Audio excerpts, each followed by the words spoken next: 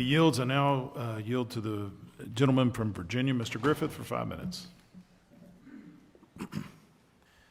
So, Mr. Sun, you also did not anticipate that you wouldn't get significant intelligence about the threat. Isn't that true?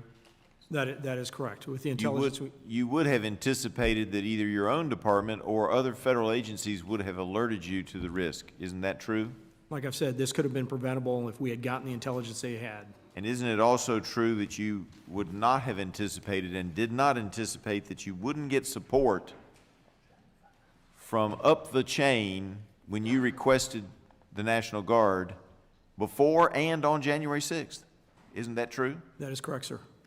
And during a February 2021 joint Senate hearing, former House Sergeant at Arms Paul Irving testified that on January 6, 2021, he did not receive a request from you for National Guard assistance until around 2 p.m. Is that accurate? That is not accurate, sir. When did you ask for it? 12:58 p.m. was my first call to Paul Irving. I had a number of people that were surrounding me that were aware I was calling, and he was fully aware of just how bad it was outside because he had his representative to the command center right behind me sending him all the information of what was happening. And I did not get the approval at 12:58 p.m. And he still said he was going to run it up the chain. He's going to run it up the chain. It took 71 minutes to get an approval. To get it run up the chain. Yes, sir.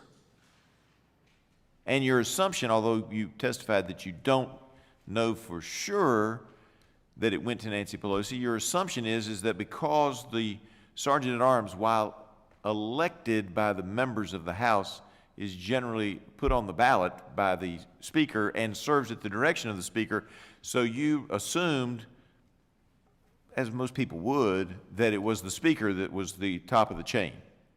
Yeah, that was my assumption. Based on the flow chart that I'm aware of, there is nobody between the Sergeant at Arms and the Speaker.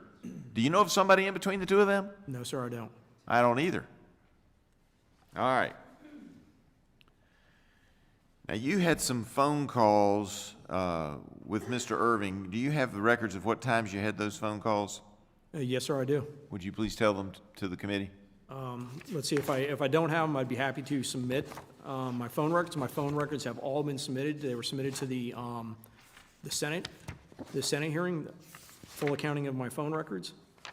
Yeah, I don't have hold on just a second.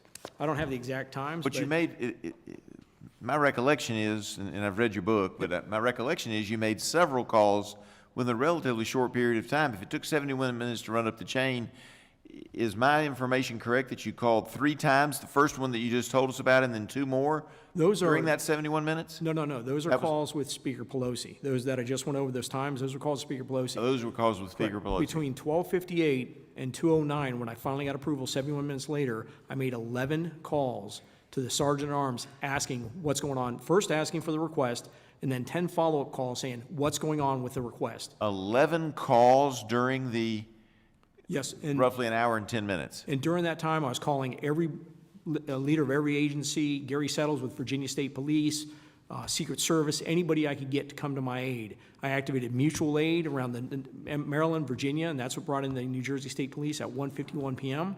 Still while calling every couple of minutes to find out where the hell my approval was for the National Guard. Now, being from Virginia, did the Virginia state troopers come in to help? Yes, sir, they did. And did they get here before the National Guard, too? Yes, sir, they did. Wow. All right.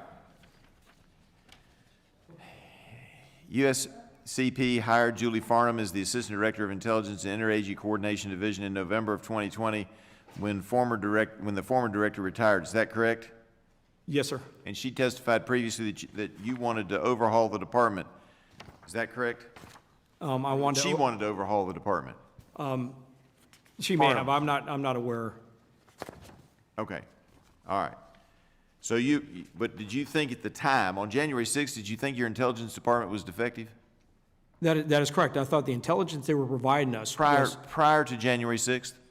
Oh, prior to January 6th, absolutely. They had been effective on any previous demonstration. I mean, we handled a Supreme Court nomination where we made hundreds of arrests, and that was effective intelligence. Absolutely. That was effective. So they were effective prior to January 6th.